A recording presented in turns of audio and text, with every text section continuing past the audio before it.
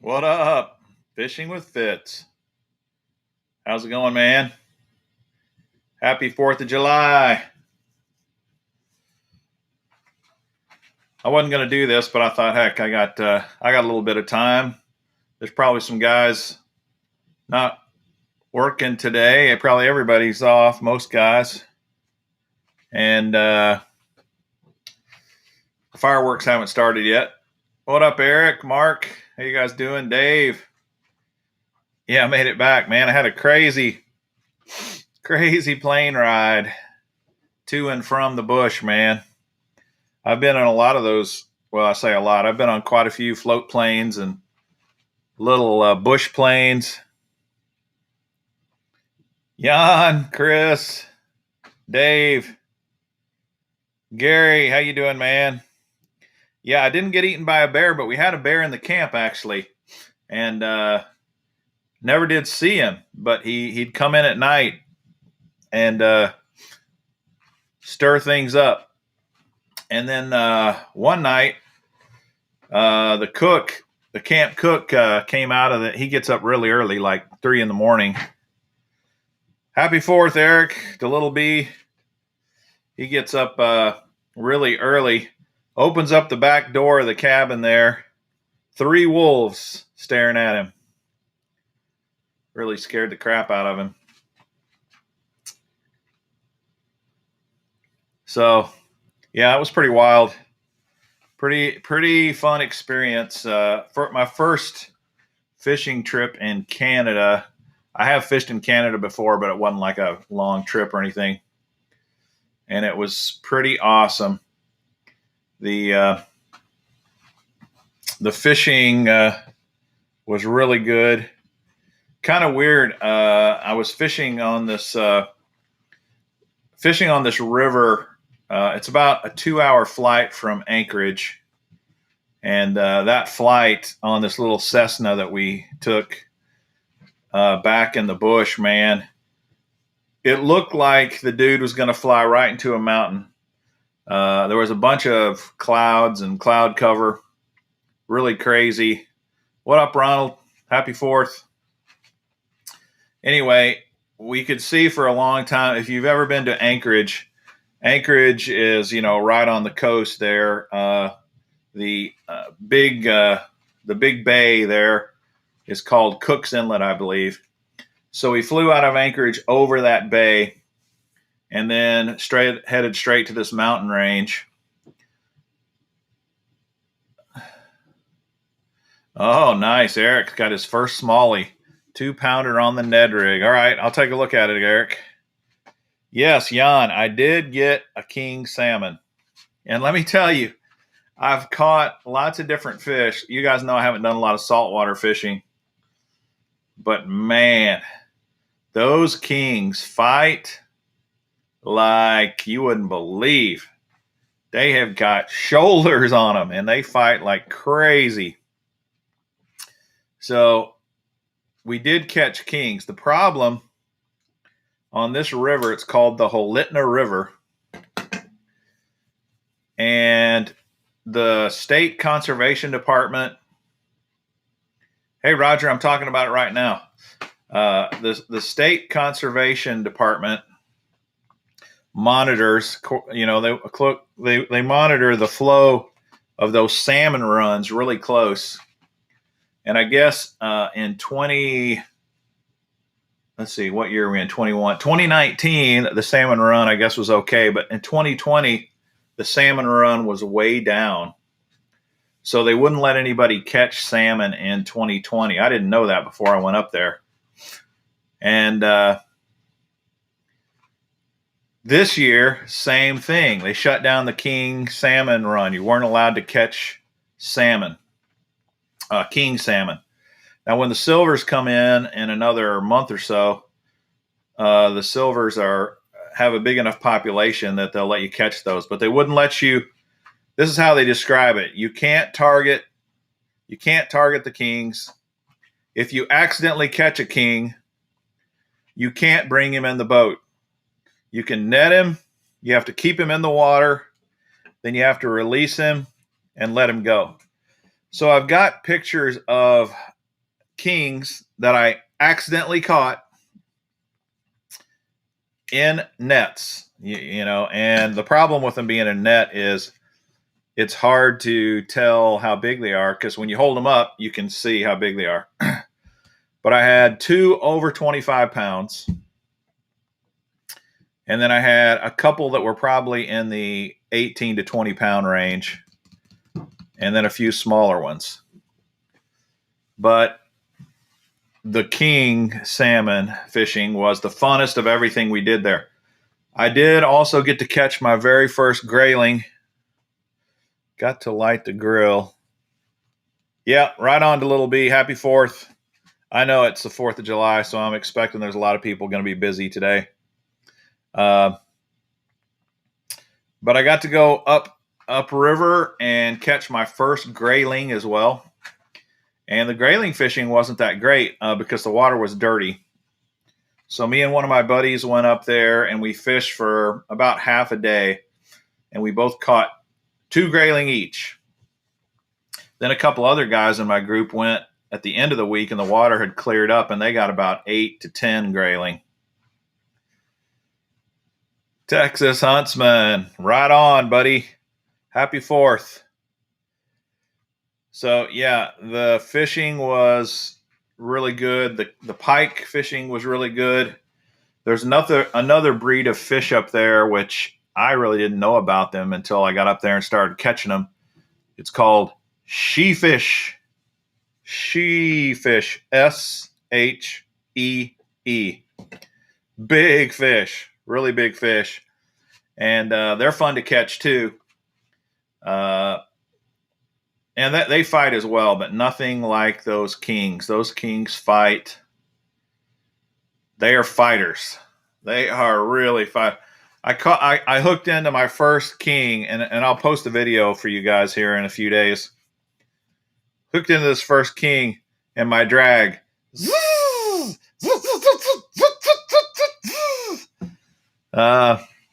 They're they are powerful.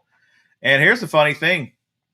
These fish, you know, what they're doing is they're traveling to spawn.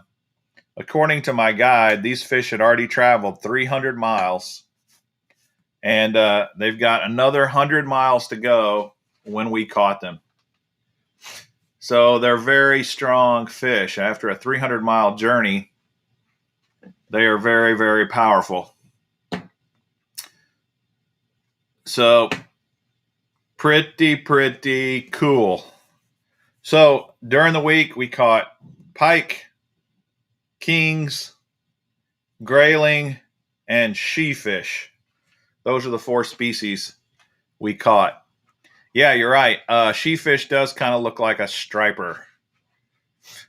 Really good eating too. We ate the sheefish, and it's excellent eating. It tastes it's a white fish, and it's really good. But it was awesome. Great trip.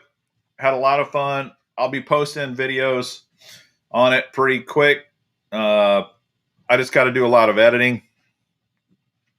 You know, I'm keeping track of my fish count. So I caught 80 fish on the trip. And man, I probably lost. I didn't lose anywhere near 80, but I probably lost 40 fish. Just because the pike, especially the last day I went into this bay that we knew was holding pike and could not get them to, they'd strike my lure, but they wouldn't, I don't know, the hookup was really bad. And I tried different colors. I tried different lures. It didn't matter what I tried. I couldn't get them to take the bait. They'd swipe at it. They'd kind of charge at it. I couldn't get them. So literally in about an hour of fishing that bay back there, I probably caught 7 or 8 pike, and I bet I missed 25. It was that bad.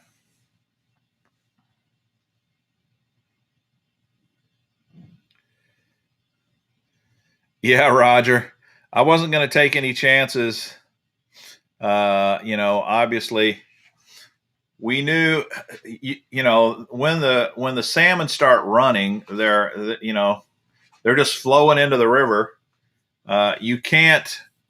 You're going to catch some while you're fishing for other fish. Obviously, it's going to happen. And I'm not going to lie, I was happy when it did happen because they were the funnest fish to catch. Caught a few really big pike. I had one buddy that really he did a lot better on the pike than anybody else in the group. He had several in the high 40s. I caught 3 that were over 40 inches long. My biggest was I posted my biggest on Instagram yesterday. And it was probably about 45 inches, I'd say. Hey, thanks, John. It's good to be back. Yeah, so a 40 plus inch pike is still, they're fun. They're powerful. They're fun to catch.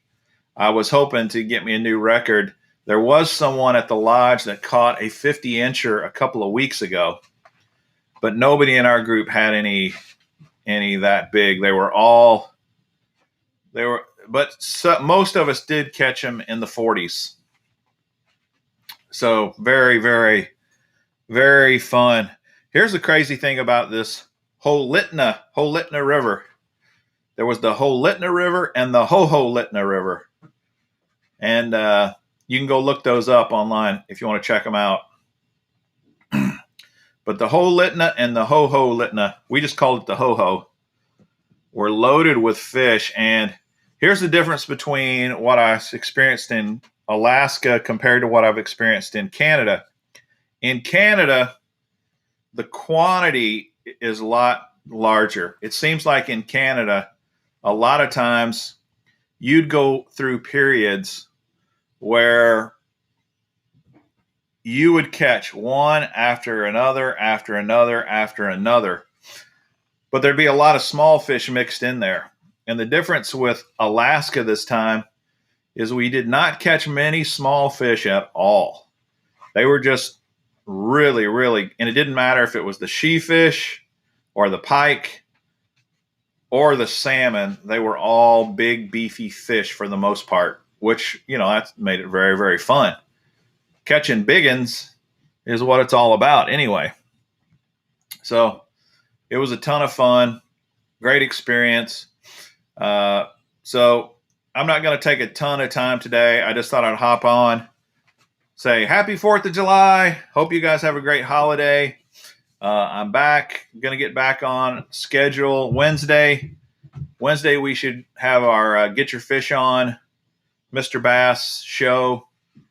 And I'm going to start editing the Canada or the Alaska video and start putting that out. And my buddy Chris Hill, C Big Hill, he said hi on here. Guess what? He sent me some more lures. Check this out. 2 big boxes. And this one says frog fur on it. So I'm going to do an unboxing of these. I don't know if I'm going to do a live unboxing or if I'm going to just do I think I will. Maybe not tomorrow. But one day this week, maybe I'll do a live unboxing of the lures that Chris Hill sent the channel. And, the vast majority of these lures, unless there's something in there I absolutely love, we'll put in the buckets. We'll put in the prize buckets, which will be fun.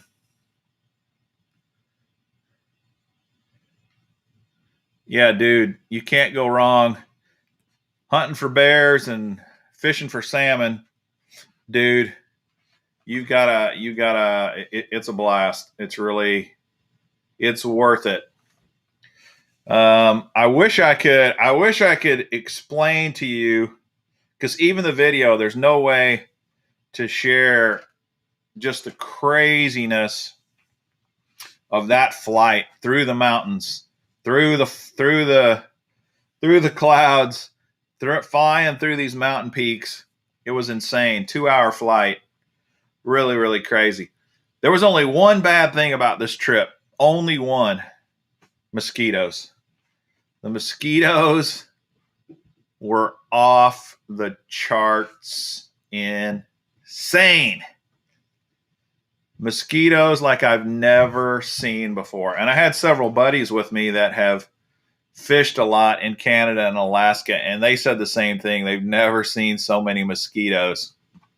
And my ankles are just eaten alive. But we kept everything covered as much as possible. We wore our bug nets over our heads. We had those little coils that you light up and put in your room at night. Yeah, Gary, the state bird. Dude, if they're not your state bird, they got to be Alaska's state bird, because they were off the rails crazy. And I'm going to post some videos, some little quick clips and stuff, maybe on Instagram or TikTok, showing you stuff like the mosquitoes and stuff like that. And then I'll do more long-term videos on the fishing and that kind of stuff. But the mosquitoes, if you're not crazy into fishing, the mosquitoes might kill the deal for you. But I didn't care. It was just way too much fun, too awesome to worry about getting chewed up by mosquitoes. So that's pretty much it, guys. Just wanted to say hi. Just wanted to let you know I'm back. I made it back, and hope you have a great 4th of July holiday. Appreciate all you guys do to support the channel. And Wednesday night, we'll be back on live with Get Your Fish On, and then we'll go from there. Yeah, I've heard about the flies as well. The black fly, no fly problems at all. And what I've been told is it's just timing. So like our guide, this is the place that I went to, by the way, Alaskan Adventures. Our guide said if you go in August, the mosquitoes are not bad at all, but then the flies start biting. So I don't know about biting flies, but I'm probably going to try to go back in August one year because I want to catch the silvers, and the silvers weren't running yet.